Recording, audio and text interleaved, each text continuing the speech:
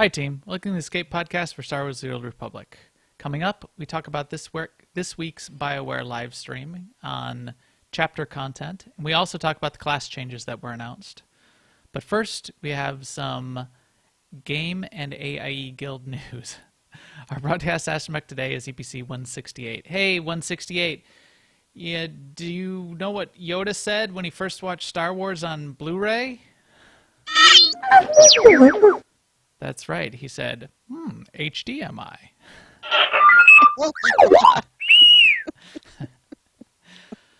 With me, as always, is Seema. Hi, Seema. How's it going? Oh, it's going pretty well. We just came out of our Tuesday night MFN mandatory fun night where we did a stellar run of Dread Fortress. We had 8 people, well 9 including Max, but Max very generously offered to sit. And so we did we actually one-shotted every boss in there, which is not bad for MFN, and we had at least one person that hadn't been there at all, and a couple of people that don't normally, raid at all. So it was really a fun run, and yeah, we did good.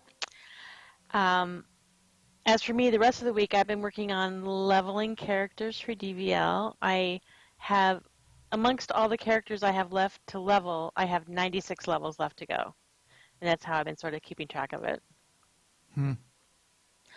I made some progress on PvP, on getting war zones done. I think I have 7 left to do now, so I'm over the halfway mark. I still have 2 Galactic Starfighters to do. But I also have made some progress on hard modes. I have 1 hard mode left to do, and that is that one in that place. Oh my God. Use your words, Seema. You said it was False Emperor. Yes, False Emperor, thank you. We ran afoul of the Gendo fight, and what was happening with us was the little shuttle was couldn't be sent back, and so it was firing at us all the time. So we came very close to being able to make, I mean, really close. Like there was one time when I was the last one standing, and we got down to like probably under 1%, but I just couldn't, More dots. Yeah. More dots. If only I had a dot. But yeah, so I still got that one to do.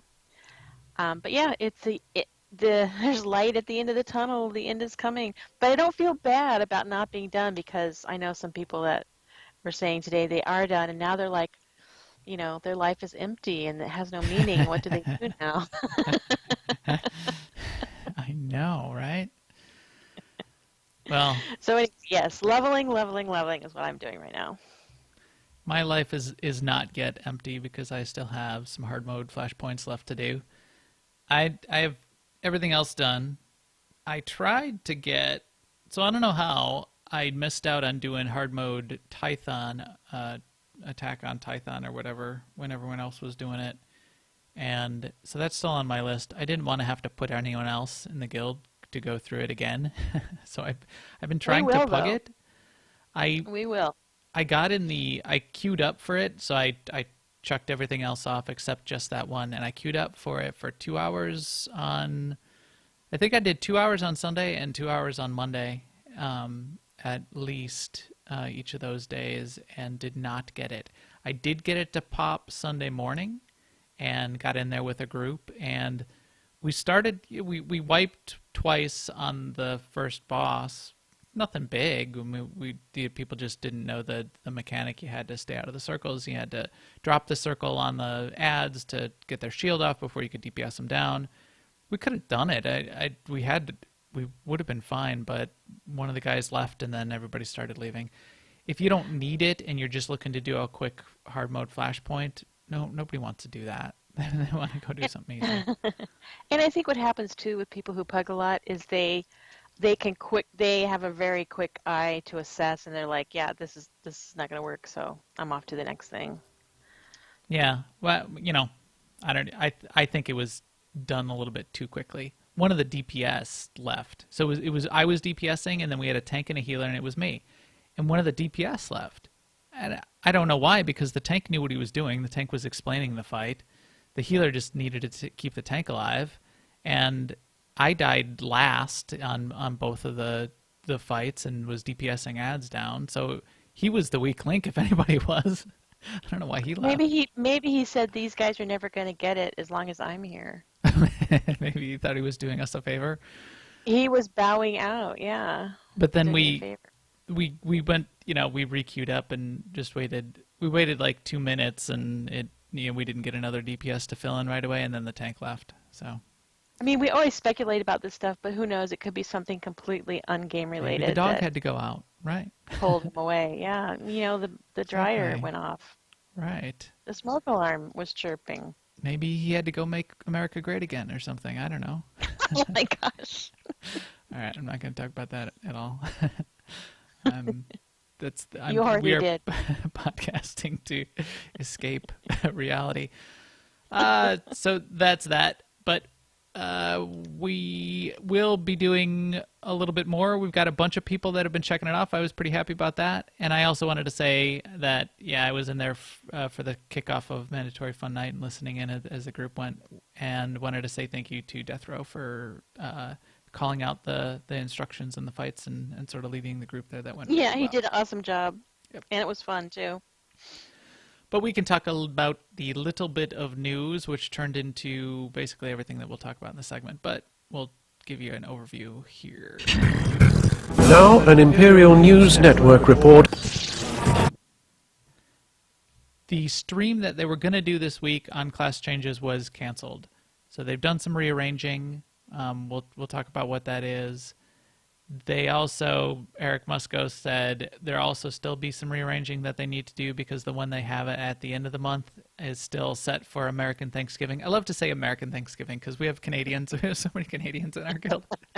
So I always say American Thanksgiving and Boxing Day and all of that kind of stuff. But it's set for American Thanksgiving, and that will not work for this BioWare in the U.S. So they need to change that one too. So they're shuffling things a little bit. But we did get a stream. What is their communication schedule coming up, Seema? Well, the most recent one they did about the repeating chapters, which they figured was a good follow-on to the one before, which was about Uprising. So I guess it was both about gameplay. So that's why they put those together. Then they also said that they knew that people were waiting for the info on class changes. So rather than wait for when the live stream would be, they went ahead and published this week, which we're going to talk about, some posts on those class changes. And he said they'd be up Monday, possibly Tuesday, and they were. And then they also said something about special guests and more info soon. So that's kind of mysterious. Right. So I don't know who they're going to have on, but they said they're going to have some special guests on the stream itself that's coming up. What is the next stream? Did you just tell me that? What is the next stream? Wasn't it supposed to be Charles Boyd's story time?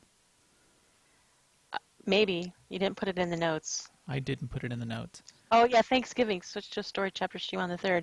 But, oh, I see. So the one that was going to be Thanksgiving week, they're probably not going to do it all, I'm thinking. Okay. Because they had talked about doing it on Wednesday instead. But probably some people said, wait a minute, I'm not going to be there on Wednesday. So maybe they'll do it just right after launch and do it sort of the intro to the expansion. Yeah.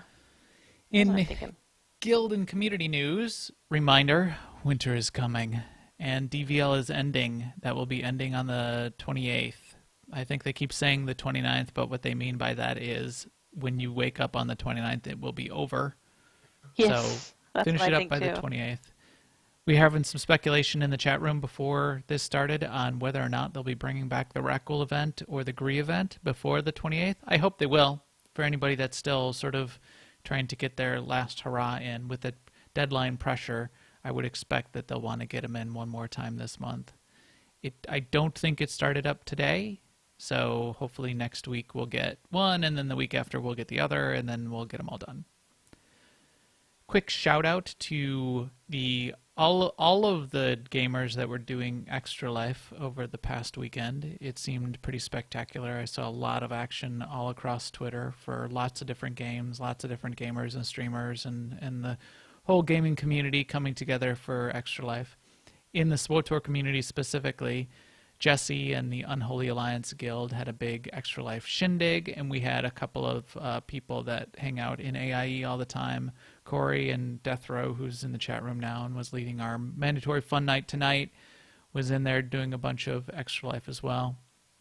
SEMA looked it up, and they raised nearly $2,000 for Extra Life this past weekend as part of the Unholy Alliance Extra Life gig. They had a bunch of fun events. It sounded like it sounds really cool. So hats off to And those if you don't know, guys. That was if great. you don't know what Extra Life is, it's a way for you to raise money for Children's Network of Hospitals, or anyway. So it's basically for sick kids, and you do that by getting your friends to, donate to you, and you celebrate inside the game. And that's exactly what Unholy Alliance did. They had events running all day long, and I imagine it was very, very cool.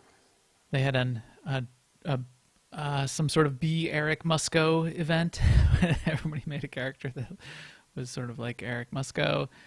I saw Redna doing 24 hours straight of streaming. So a bunch of great stuff going on. How about our guild, Seema? What's up? So I want to say that from on Monday night we have our Soldiers of Light, and it's an operations team that's on the pub side, the Republic side, meets on Monday nights from 9 to 11. This is by way of a little commercial for the team. We're laid back, but we focus on what we're doing. We're trying to progress through hard mode operations. We're currently in need of a permanent member. This person could be a healer, but we could work it if the person was, preferred to DPS. But as always, it'd be nice to even get another extra person, because it'd be nice to have a bench of players that can sub in when needed. And if you have any questions, you can direct message Dent in Discord, on the forums, or in-game. Or if you just find me too, I can get a message to Dent. Yes, SEMA has a bat phone directly to Dent, and we will make that happen. I think mostly that happens in Guild Discord, right? Yes. My bat phone is in Guild Discord just like everybody else's.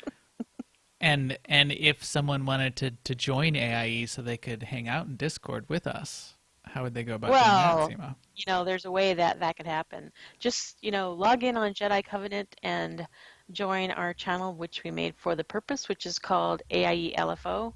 And ask for an invite, and we'll invite you. It can be either on the imp side or the pub side. Best time to do this is in the evenings when most people are on. Yes. Like now, although we had somebody asking for an invite on the Republic side, and I don't want to be switching back and forth in the middle of the stream. So, Corley, sorry, I'll get you right after the podcast, and I'll switch over to the Republic and get you an invite there. Yes. But with that, I think we can get into some of the changes to the classes and some of the changes to the way chapters work that are coming in the new expansion. I am altering the deal. Pray I don't alter it any further. So we'll get into class changes second, and the altered deal and some of the angst around some of that. But first, let's go through some of the things that we heard about in the chapter stream, and what's up there.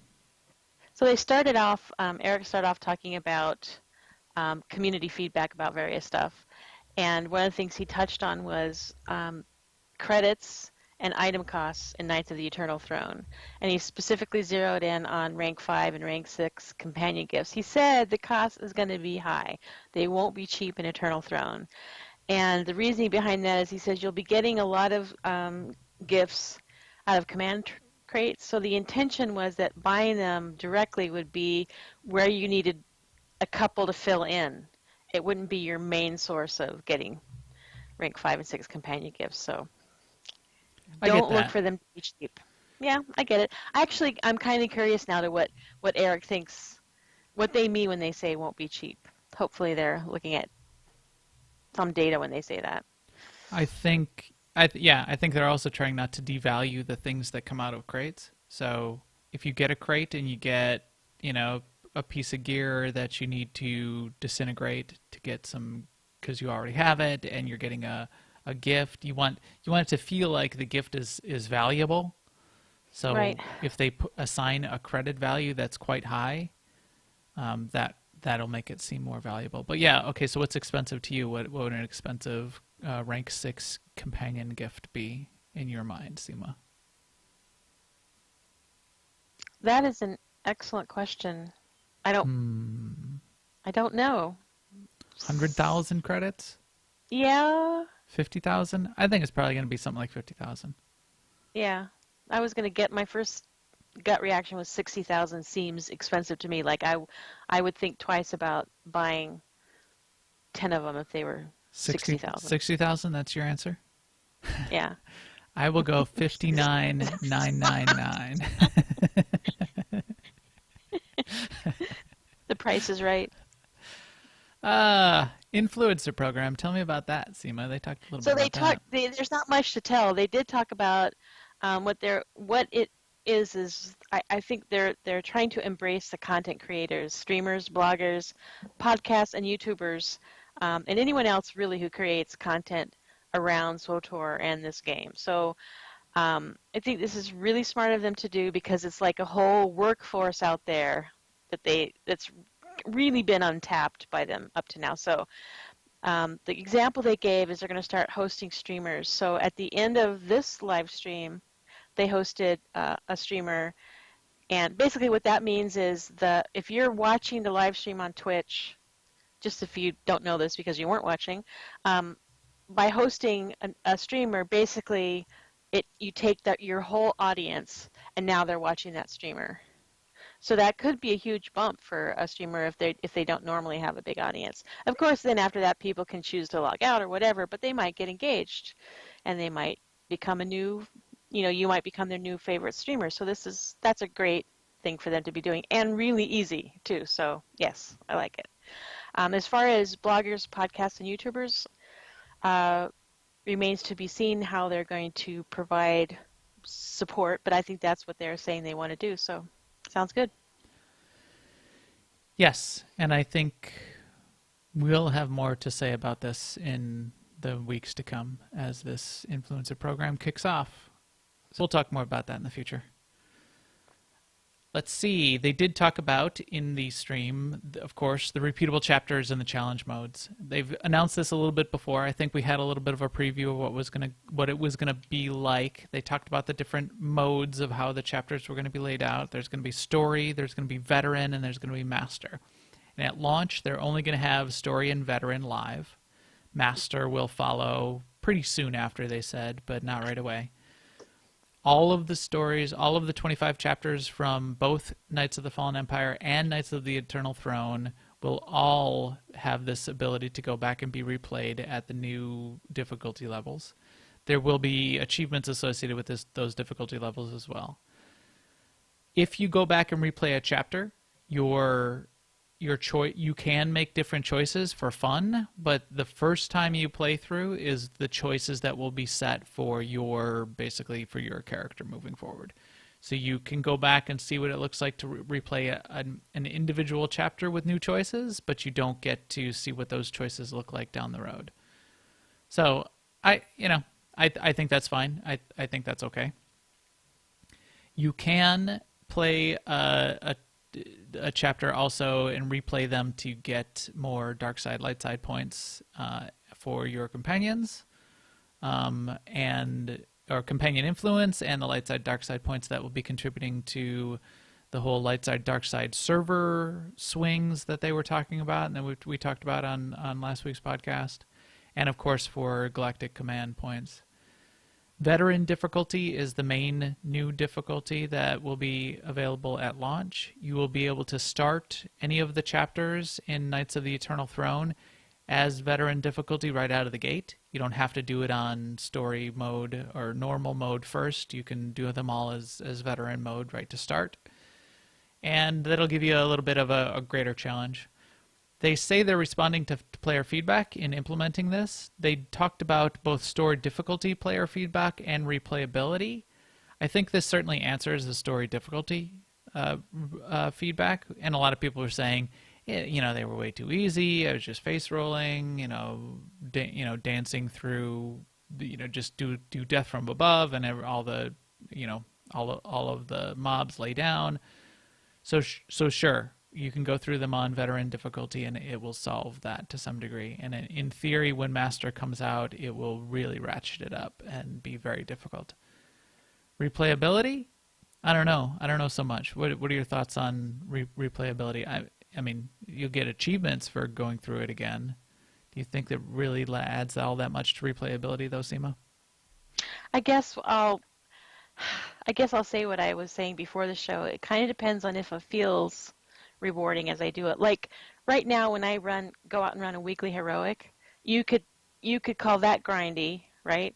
But I find it rewarding because I see my XP going up. I see that I get a lot of credits for it. I might group with some people that I've never grouped with before, I feel like as you move through this content very quickly, you're also accomplishing something. So if I get that feeling, that MMO feeling of progress out of it, then I might go back and replay, and I might think, okay, I might try the veteran, and if it doesn't work out, I might say, okay, I know what I would do different next time. And that's another kind of thing I can really get, sunk into, is if I fail at something, but I see what I could have done different, that'll keep me going over and over. I guess that's the Raider thing too, but that'll keep me going over and over and over to try it again. So I don't know.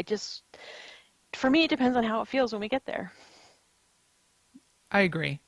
So I think you're right. If I'm getting a feeling of both the grind for the end game system, which is Galactic Command and Galactic Command points and crates, there'll be that coupled with going through, and if you're into it, getting the achievements for bothering to do it on veteran mode and then bothering to do it on master mode. Both of those systems coupled together may be worth it. May add some little bump to bothering to make me want to bother to replay it on a single character. They made the point specifically in the stream that doing the chapters again on solo mode with veteran, or I would expect master difficulties as well, is one of the best sources for getting Galactic Command points as a solo player. So you'll get to participate in that end game grind, and you'll be getting some of the achievements, and maybe it'll be worth it to do it on each of the modes then once. Maybe. I mean, I think between you and I, we have a lot of similarities in what we like and play style, but I've always been a lot more, I've always enjoyed repeatable stuff like dailies and weeklies more than you have. Right. I would say. Right. But that was when I always thought of like the dailies and weeklies, the main reward to doing those was always credits, right? Right. And I got my credits other ways and wasn't all that interested in doing it if credits was the only source of reward. Right. And this will certainly have other rewards associated with it. So maybe that'll be enough for me to want to. That is a good point. Yeah. They also mentioned a couple other things. It will be scaled to your level, going through those chapters on those various modes. It will be balanced, targeting mid-tier of the endgame gear. So if you could think of the way the gear tiers are right now, that would be equivalent to 220 gear. So it's certainly not scaled for the low-tier gear or intro-level gear. They also talked about, and Seema pointed this out to me in the pre-show, you have the ability to scale down in difficulty anytime during the chapter. So if you start off the chapter in veteran mode or master mode and it's getting a little bit difficult and you just want to get it done, you can knock it down to normal mode anytime, even while you're in the middle of the chapter, which is nice.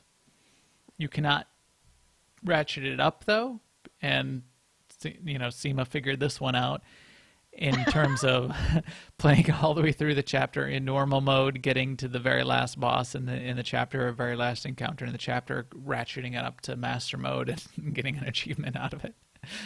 So yeah, good thinking there. It also says you can, of course, bring friends to help you on veteran difficulty. So I didn't think about that.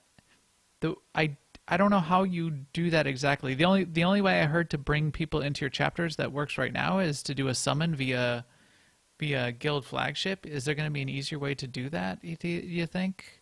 Did they talk about that? I didn't. I sort of skipped around in the stream when I watched the replay. I didn't watch it live this time. So if anybody knows what the mechanics are for bringing friends into chapters, that would be interesting to hear. Did you see any of that, Seema? No, I was watching it when you said, "Seema, let's start." Let's go. I just got into that part, so I haven't even watched the live stream. So I'm When I yelled, "Catch up, little tomato!" oh my god. And I always used to say to my kids, used to stomp in their general direction and say, "Catch up, little tomato." Anyway, dad jokes. I did note in Dolphy's notes on the stream that the damage and health definitely seems to be scaled up on trash in the difference, and that being one of the key differences between normal mode and veteran mode. And we haven't really seen what they're going to do with master mode. The speculation is that it will still just be more difficult. So this is a little bit of a downer if you were hoping for new abilities on the fights or new mechanics as you go through, or different sets of mobs as you're progressing through the story and the different modes. I've got two thoughts on this. One is, if the mechanics are much too easy and you're able to just ignore all mechanics in, say, story mode, for example, and just plow on through and not see anything, and once you get to veteran and master, you need to pay attention to all of the mechanics, and the fights last long enough that the boss casts all of their abilities and you can't stand in the fire and things like that, then that's enough of a difference that they could just scale up damage and health of the mobs, and you would still have a relatively significant difference between a normal mode and, say, one of the higher modes. Whether or not we need additional mechanics for a master mode to really seem worthwhile remains to be seen. That could certainly be the case. So the jury's out on that. I know they're holding off on implementing master mode because the main reason that they explained in the last stream was they were waiting for balance of gear and ability to be able to see what that looks like in production before they sort of finalized what master mode was going to be like. I guess unrealistic expectations if they're adding additional mechanics and abilities or mob types, and it's sort of going to be a little bit different going through on master mode. That would be great. I doubt that's going to happen, though. I mean, the typical way, I don't know. I mean, maybe in Knights of the Eternal Throne, the fights will already have some interesting mechanics in it. Because I think, in a weird way, they kind of set our expectations with the Eternal Championship, which has, those fights all have mechanics in them. So I guess that's what I'm thinking, that if they're talking about difficulty, I think mechanics. But I see your point too. And I know if I run these as a healer, when the mobs just have more health and hit harder, it doesn't really make it more dangerous for me. It just makes it take longer. Right. So I don't know. I think if it was really hard and you did have to CC and you did have to worry about position, right, and you did have to worry about every telegraph that the boss had, that's a different experience. If it just takes longer and you just do the exact same thing, but it just takes longer, then yeah, that's annoying. Well, when I said that, I meant the trash, but yes, the boss fights. But yeah, exactly. So that if the trash to be CC'd, and if the trash had telegraphs and stuff like that, then yes, I could totally see that. Yeah, trash needing to CC as you approach the trash mobs and needing to figure out how you even get through this hallway to get to the boss. If that's a significant aspect of getting through the chapters, then that's something. So that we'll see how that goes. So that was the live stream. They recapped a couple of the other older things we sort of skipped over. They talked about what the subscriber rewards are. The only thing you can get now is if you subscribe by 11/27, if you haven't subscribed yet. subscribe by 1127, you'll get the Recon Walker. They reiterated that. They did play through, if you look at the replay of the stream, they did play through a little bit on veteran mode, so you can get a sense of what it sort of looked like as they were fighting some of the trash in the first chapter of Knights of the Fallen Empire. And then they, sort of summed it up with what they're going to do next in their next couple live streams and what their communication plan is.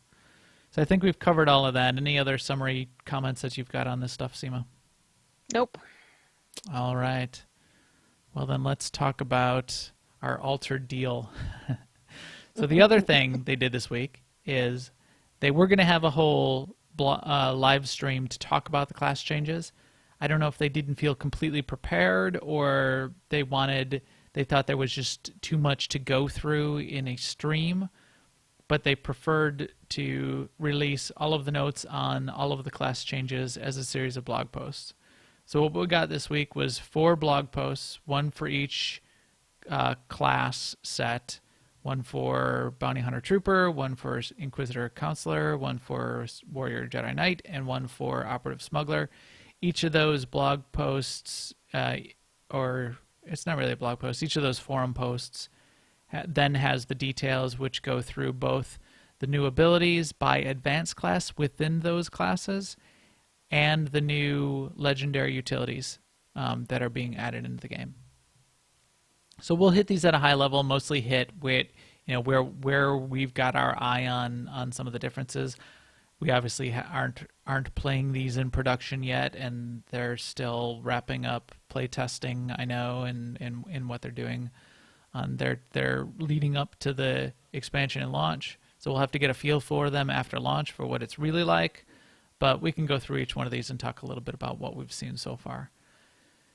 In general overview, it seems to be, if you're sort of looking at their description of these abilities, that they're focused on, as they've made the changes across all of these classes, they're focused on making each of the classes more specific to what their style is intended to be.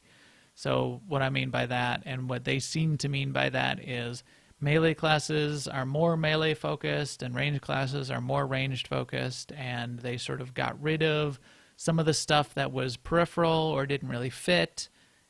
They got rid of a couple things in each of the cases, it seemed, and where they were tuning it up and changing the abilities, it was more focused again on ranged being ranged and melee being melee and tanks being tanks and healers being healers. Does that get further away from where people found fun in creating hybrid classes? Yes, definitely. I think we all liked some of those unique special hybrid builds that we were having in days gone by. If you go all the way back to launch, I used to love playing my hybrid tank DPS Vanguard with the legendary Carolina Parakeet build, if anybody remembers that. That was really fun. I loved doing that. I did tons and tons of PvP in Carolina Parakeet. It's very difficult for them to balance around weird hybrid abilities, and they sort of explained that as they got away from that way back in 2.0 and 3.0, and now that's continuing on. That's one aspect of, I think, where this has gone. I think this is also just making the fun of why you're bothering to play a melee class or a ranged class more specific in the way they're trying to tune up these classes too. What was your overview as you were sort of looking through all these class changes, Seema? Well, I mean, starting with the Power Tech, which I don't play a Power Tech or Vanguard, so I can't really have an informed opinion. But I gotta say, what stood out for me is I like the names of the new abilities. Deadly Onslaught, Searing Wave, and Shatter Slug all sound badass to me. Yeah, they did a little renaming in a couple cases, and most of the naming, I think they did a pretty good job on this time around. Was it 3.0 when they renamed whatever to Blade Dance? Something Yeah. which I did not That was like not a popular change. I mean, I guess it might be controversial here that they're taking Death from Above and Mortar Volley away from power techs and vanguards and making that exclusive to mercenaries and troopers, Yeah. which it's being replaced by Deadly Onslaught. So without knowing what Deadly Onslaught actually is, maybe it's better. So But in a couple places it was just name change, but they also are as you said, they're removing abilities in some cases. And this was one of the first ones. So Bounty Hunter Trooper changes. Yeah, Death from Above coming out of and getting taken away from Power Techs and Vanguards. Yeah, that sounds offhand like it might hurt a little bit, but yeah, if the new, what did you say that was? Oh, Searing Wave, Deadly Onslaught. Yeah. Deadly Onslaught. And Searing Wave replaces Flamethrower. Is Flamethrower the one where they spin around? No. So this is the thing. They're taking Flamethrower out of the game. As I went through each of these and as I looked at the forum posts and on Reddit, I was trying to find the things that were most controversial in each of the classes. They're removing Flamethrower from all of the specs for Mercenary out of the game. Flamethrower is not the only flame ability, though, that these classes have. So the one that you spin around is not Flamethrower. What is it called? Flame something else. Yeah, it's around. It's the other, because that's the AOE one. Flamethrower was just like a conal AOE in front of you. And it was fairly short too, right? Short It was range. fairly short, and it was fairly unused in a lot of builds. Yeah. In a couple of the advanced classes, you just I see. I don't even have it on my bar for my mercenary here that I've got logged in. So that's going out. There's a lot of angst over it in the forums, though, saying it's one of the most iconic abilities for a bounty hunter. How could you take it out? But they are putting in these other Searing Wave, which I think will then refine the way that kind of ability works in a better, conal arc for a Power Tech Vanguard. And you still have like the spin around AOE flame, and you still have flame-like abilities for one. For two, as it wasn't all that useful, and it wasn't being used in these other classes. So animation-wise, it coming out and being gone, maybe that is a little bit painful, but maybe it wasn't working all that well. So I guess we'll have to see how that feels in gameplay. They also, what else? They were taking out Explosive Dart. Yeah. I don't know why I did see a little bit of angst of, Explosive Dart. I loved that animation. I don't know. Shatter Slug sounds pretty cool. I didn't even know Explosive Dart had an animation other than just like pew. Yeah, exactly. So that's Power Tech and Mercenary. They did add a little bit more but they added a nice defensive ability to Mercenary, which looks pretty cool to me, with a little bit of a reflect that goes on and healing you for 5% of your health each time an attack is absorbed, with this new responsive safeguards. That looked pretty powerful to me. I mean, in PvP, sure. In PvP. A lot of these abilities, the balance and the change is most felt in PvP, which I guess it could come in handy in that extra hard trash we're talking about in the chapter, right? Veteran chapter play. Yeah, and in solo stuff, and maybe in nightmare stuff, in getting a little bit of defensive cooldown. Maybe. I do feel like, though, with these and with the changes that came out in 4.0, a lot of the abilities that were added, so like Jet Boost or whatever, or Rocket Out. Rocket Out shines in PvP, right? Because I don't use it all that much. If I do use it in PvE, it's more for fun. Although I could just run out of the boss explosion or whatever. Maybe I'll use it to be slightly more effective. It shines the most in PvP, and a lot of the abilities that were added in 4.0, I feel, were more PvP focused. A little bit of the same, I'm getting a feel from the way the things that were rebalanced feel in these class changes, and the abilities that were added or taken away seem mostly focused around PvP balance. And maybe that's just the way it's got to be to get the most pure balance of the classes is look at the way they perform in PvP and just let that trickle over into PvE. What's next? Yeah, What I about? mean, go ahead. I was just going to say, what's about?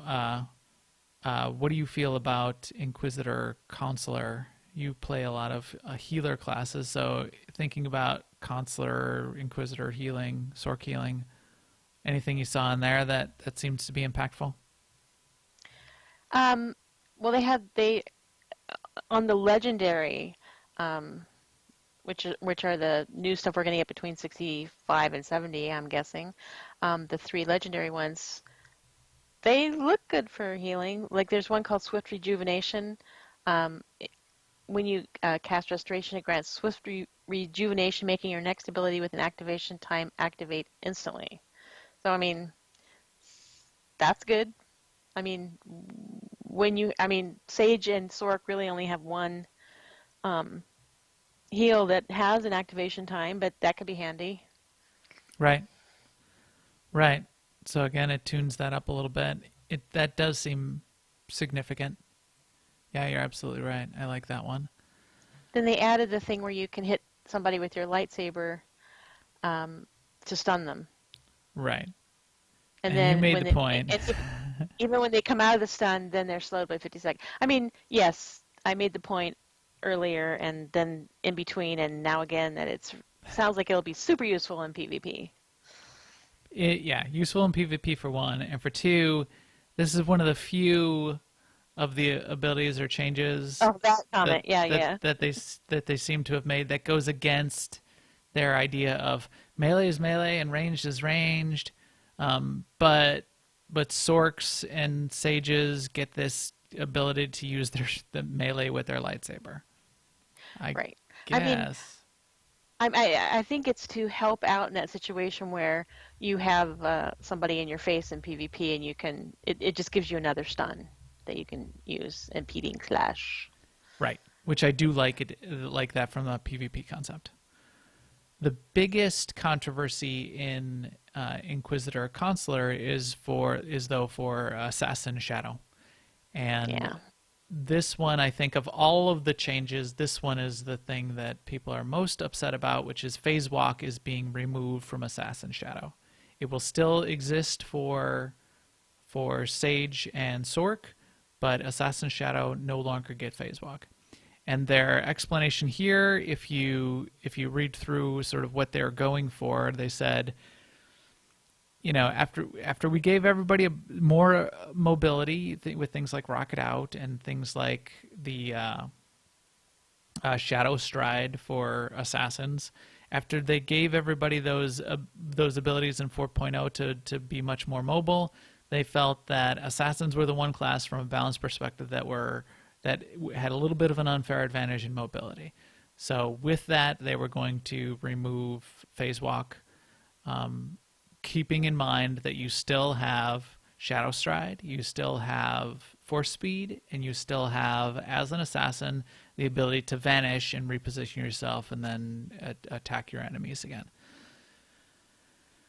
Even so, there's a lot of angst, I think, from Assassins and Shadows saying, for one, Assassin tanks and Shadow tanks did like to use that ability, did like to use Phase Walk in tanking and enabling them to position the tank and control the fights a lot better. And Assassin Shadows in PvP felt like it wasn't giving them an unfair advantage from a mobility perspective. They would like to still have it. Yeah. One of the key, I sympathize to some degree, and I've played Assassin tank and certainly have used Phase Walk from a PvE tanking perspective. I think you'll be able to get around it to a great degree, and I don't think it's critical to the class. I think one of the things in PvP that people are complaining about is a lot of people in PvP just disregard Shadow Stride completely. They say, oh, it's buggy in PvP, it doesn't even work, so I don't even use it. I don't even consider it part of the the mobility aspect of my class. And I think there maybe they have a valid argument. I think a lot. I think they're overestimating the accuracy of mobility abilities in PvP on maps like Hutball. This is where people are saying, I tried to do Shadow Stride in Hutball, and I tried to get up to a top of a platform, and I end up down below, and blah blah blah. Anything where people are moving quickly and you're targeting other players and you're trying to go up and down and you're moving and they're moving, and then the server needs to catch up and try to figure out where people are at when it resolves an ability. None of that. It's not Shadow Stride that's broken. Grapple works weird. The leaps work weird. Everything can work weird when the server doesn't know where people are, or you think you know where people are because you see them in your client, and when it resolves and the server figures everything out, it's not there anymore, and you end up down on the bottom of the arena floor. That's certainly really frustrating, and lag time and pings and all of that can get, certainly make those abilities seem broken and be broken in certain cases. I don't think that's enough to say that this, that ability, that Shadow Stride, is completely useless and not one of the mobility aspects of the class. Could it work better? Yes. Would keeping phase walk certainly feel good? Yes. Does it give you a little bit of an unfair mobility advantage over most of the other classes, leaving aside operatives potentially? Maybe, or maybe not. So that's I guess that's my only commentary as far as that goes. Okay, that was a lot of words from me, Seema. I think independent of whether it actually, in the end, it makes things more balanced, I do sympathize completely with any shadow or assassin who feels the loss of this ability, because they've had it for so long. It's sort of like, then they had to share it with us, and then they had to give it up completely. Yeah. I can totally see feeling the loss of that for sure. Yeah, exactly. It's maybe nearly as bad as Orbital Strike going away. So you got that going for you. Well, I mean, I didn't like losing Orbital Strike on my operative, and but I guess for me, it would be like if I couldn't do force speed on my Sage. So, and that seems sort of like that's so built into how I heal. When I'm Sork or Sage healing, I'm just zipping all around the place. It's hard for me to play my Merc or my Trooper after that because they feel so clunky and slow. It would be, for a while. So I can totally sympathize. Right. As far as the other classes, Warrior Knight, one of the key changes there that seems significant is that Ravage is no longer a channeled ability, and instead it's an instant. There's still some speculation over how much damage it's going to do. If the damage is going to be reduced, that's a little bit of a hit to that. However, picture them doing the whole animation just really fast, like. Yeah. The other thing is people like the animation in a lot of mobile fights and in PvP. Having that long of an animation, it's relatively problematic. So a lot of people are saying, as long as it's still a high damage ability, then fine. Getting more mobility by making that thing instant, that sounds good. One of the things I thought that was a little bit interesting, the commentary on it, which I didn't think about right away, was they're saying that for Juggernauts and for Guardians, you don't have to be a tank to be able to use Guard. They didn't call this out for the other tanking classes, so I'm not sure if that's also going to be the case for Power Techs, for example, but they haven't talked about that yet.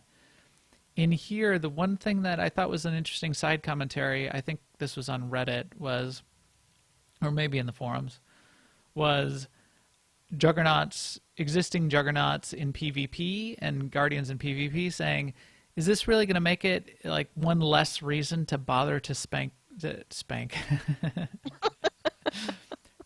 to spec Don't bother tank to spank. the spec tank for a PvP squad, if you're going to try to put a PvP team together and be competitive on a 4v4, that you won't bother to be wanting tank specs in that group anymore. If now guard isn't even one of the abilities, if a regular DPS juggernaut could bring guard to the table, then why wouldn't I just bring a DPS guardian or a DPS juggernaut? Maybe that's the case. That was an interesting piece of it that I didn't consider until I read through that commentary. The only other thing I thought that was interesting, but remains to be seen exactly what it looks like, on Marauders, the Gore ability is being renamed and is being called Ferocity, which I think there's a little bit of confusion over why they're doing that. They're giving you a new ability that is now named Gore instead, which is a high damage single hit with a slow and an armor reduction. And the old Gore, which is more of a buff that happens that changes the armor penetration of the way you're dealing damage with your abilities and creates a window in which you're executing your abilities as a Marauder. That window ability is now becoming called Ferocity. The naming convention and change, I think, fits with this. That Ferocity window is now a window in which you're going to be dealing damages in a significantly different way. And Gore is when you're shoving your lightsaber into somebody and doing high damage as an instant ability. So I think they did a good job in changing the names. You're sure it'll be confusing because now Gore means something else, but I think that fits. You want to hit us on Agent Smuggler, which is not the least controversial of all the changes, I think, in this one. Well, I did, just because you mentioned it in the pre-show, said that in general there doesn't seem to be high controversy surrounding the changes for them, but yeah, no, I don't really. Yeah, they're giving them an AOE. They're taking away take cover and crouch and the whole extra bar for operatives and scoundrels. On my operatives and scoundrels, the first thing I do is take that out anyway. Right, exactly. So do I. I just get rid of that completely, take it off my bars, take it away. And they're not changing anything else, it seemed, that was causing anybody to have too much angst in terms of the way agents and smugglers were going to work. So when I read through the forums and when I read through Reddit, nobody was really complaining too much. And we're looking at a couple of things like the AoE ability that they're adding and going, sounds good. Yeah, I mean, I missed having any kind of AoE other than the one, grenade that you can toss. So I'm happy for that. Right, exactly. So I think with all of these, I'm going to reserve judgment until I get in there and play them. There's some abilities like the bounty hunter trooper stuff that's sort of where I focus a lot of my time playing. I'm going to really want to get on and play it when it comes out on the 29th. I had to remind myself of the dates before I completely decide whether I'm going to rage quit or not. But until that time, relatively interesting changes in general. A lot in the legendary utilities I've only scratched the surface on, so I'll look deeper into that. And looking forward to a little bit of a change in the meta as far as how all of this works with all the classes working together in 5.0. Anything for wrap up, Seema?